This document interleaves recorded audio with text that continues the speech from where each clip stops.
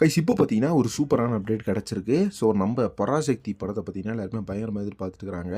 சுதா கங்குரா டைரக்ஷனில் படம் உருவாகிட்டு இருக்கு. சுதா கங்குரா பார்த்தீங்கன்னா ஏற்கனவே எப்பேற்பட்ட படங்கள்லாம் கொடுத்தாங்கன்னு தெரியும். அதுலேயும் வந்து நம்ம சூரரை போன்ற படத்தை பார்த்தீங்கன்னா மிகப்பெரிய ஒரு பெஞ்ச் மார்க் வந்து செட் பண்ணி வச்சுட்டாங்க. ஸோ அந்த வகையில் பார்த்தீங்கன்னா டார்க்னஸான ஒரு பீரியட் கண்டென்ட்டாக வந்து உருவாகிட்டு இருக்கு பராசக்தி படம். பராசக்தி படத்தோட கிளிம்ஸே பார்த்தீங்கன்னா வெறித்தனமாக இருந்துச்சு.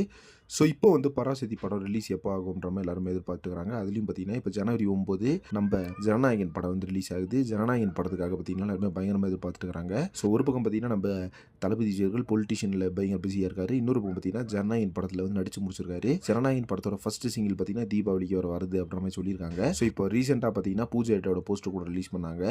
இப்போ அதை தொடர்ந்து பார்த்தீங்கன்னா பராசக்தி படம் வந்து ஜனவரி 14 வருது அப்படின்ற மாதிரி தகவல் கிடச்சிருக்கு. இதுதான் பார்த்தீங்கன்னா சோஷியல் மீடியா ஃபுல்லாக இப்போ ஷேர் ஆகிட்டு இருக்கு. ஸோ இந்த ஒரு விஷயம் பார்த்தீங்கன்னா தலைவருக்கு அதுக்கு போய் தலைவர் வந்து பயங்கரமான ஒரு ஹாப்பியாக வந்து சந்தோஷப்பட்டிருக்காரு. ஸோ பராசக்தி அப்படின்ற வார்த்தையை பார்த்தீங்கன்னா தலைவர் சிவாஜி படத்தில் யூஸ் பண்ணியிருந்தாரு. அது மட்டும் இல்லாமல் இது நம்ம நடிகர் திலகம் சிவாஜி அவர்களோட ஒரு டைட்டில் வேற.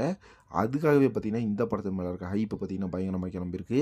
இதெல்லாத்தையும் தாண்டி இந்த படத்தில் ஒரு டிஃப்ரெண்ட்டான ஸ்டார் கேஸ்ட்டு நம்ம சிவகார்த்திகேயன் அண்ட் ஸ்ரீலீலா, ஜெயம் ரவி இவங்கெல்லாம் நடிக்கிறாங்க அப்படின் போது இன்னும் பார்த்தீங்கன்னா படத்து மேலே பயங்கரமான ஒரு ஹைப் கிளம்பிட்டு இருந்துச்சு. அந்த வகையில் இப்போ பார்த்தீங்கன்னா இந்த படத்தோட ரிலீஸ் வந்து ஜனவரி 14 அப்படின்ற மாதிரி அஃபிஷியல் அனௌன்ஸ்மெண்ட் வந்து ஜனவரி 14 அப்படின்ற மாதிரி இப்போ மூவி ட்ராக்கர் ஷேர் பண்ணி விட்டுருக்காங்க. வெயிட் பண்ணி பார்க்கலாம் அஃபிஷியல் சைட்லேருந்து எப்போ இந்த அனௌன்ஸ்மெண்ட் கொடுக்குறாங்க அப்படின்னு சொல்லிட்டு. அண்ட் இதே மாதிரி சினிமாவை பற்றின இன்ட்ரெஸ்டிங்கான தகவலுக்கு சேனலை மறக்காமல் சப்ஸ்கிரைப் பண்ணுங்கள்.